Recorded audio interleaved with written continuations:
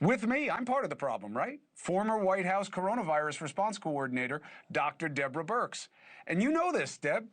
You know, people look at you, look at me, and say, you guys, you were saying that stuff about COVID. Cuomo, you were pushing the vaccine. Now, people don't trust anything, and so they're freaked out about hantavirus.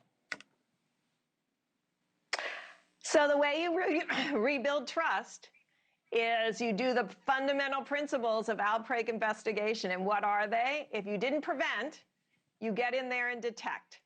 And we learned that with COVID. If you detect, then people know you're serious. You can say, we'll find that the case fatality rate is probably lower because there are people in every virus that gets very low-grade infection and does very well, and people who get very sick, every virus. So we will have people who got exposed, transient, PCR positive, never get symptoms. But you cannot track a virus only through people that are symptomatic because you don't come to the right conclusions.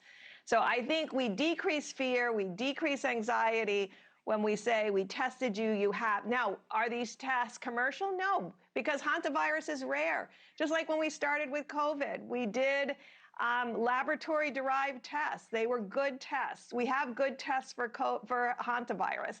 So the first time we had that case, and remember, that first group died over a month ago. We're just testing the people, and I'm grateful to the Americans who are testing the people that came off that boat and saying, you're not positive.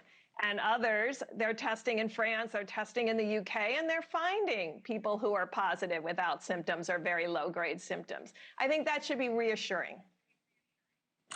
What makes hantavirus different that is fueling why so many clinicians say this is not another COVID? Well, it's different because just like SARS was not well adapted to humans, and then we got coronavirus 19 and it was well adapted to humans, both of those came from animals. One adapted poorly, one adapted well. And I think what all of us want to be reassured by is this outbreak doesn't result in hantavirus because it's an RNA virus and it can mutate. We don't want it ever to adapt well to humans because it is spread through potential aerosolized droppings from animals. So it could be spread from aerosolized droppings from humans. We don't want that to happen. So right now it's not well adapted to humans. It's very well adapted to mice, and it's endemic in different species of mice, including here in the United States. And yet we have very low levels of animal to human infection. But that doesn't mean we put our head in the sand and we ignore this outbreak and only look for symptoms. I think we should use the lab tests like we're doing in the United States now, like they're doing in Europe, and finding out who got exposed and who has transient positivity and who's gotten really sick. Have you seen anything in this current round of infection that makes you think there may have been a change? That I think that what? Have you seen anything in this current bout of infection that leads you to believe there may have been a change?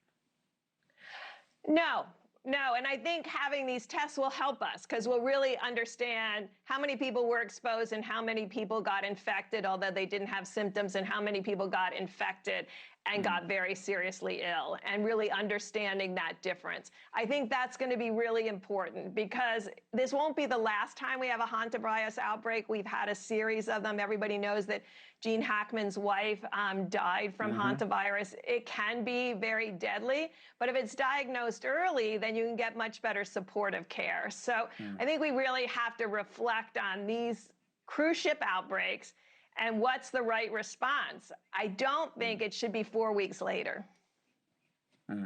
I understand. And doctor, just to be very clear, I worked with you all through the pandemic. I was always impressed by what you brought. And you guys, the white coats, were put in a very hard situation. And I think you in particular handled it very well. And well, thank you. I wasn't blaming you for anything. Thank you for watching. Subscribe below and download our NewsNation app right now on your phone, and you will get fact-based, unbiased news for all Americans.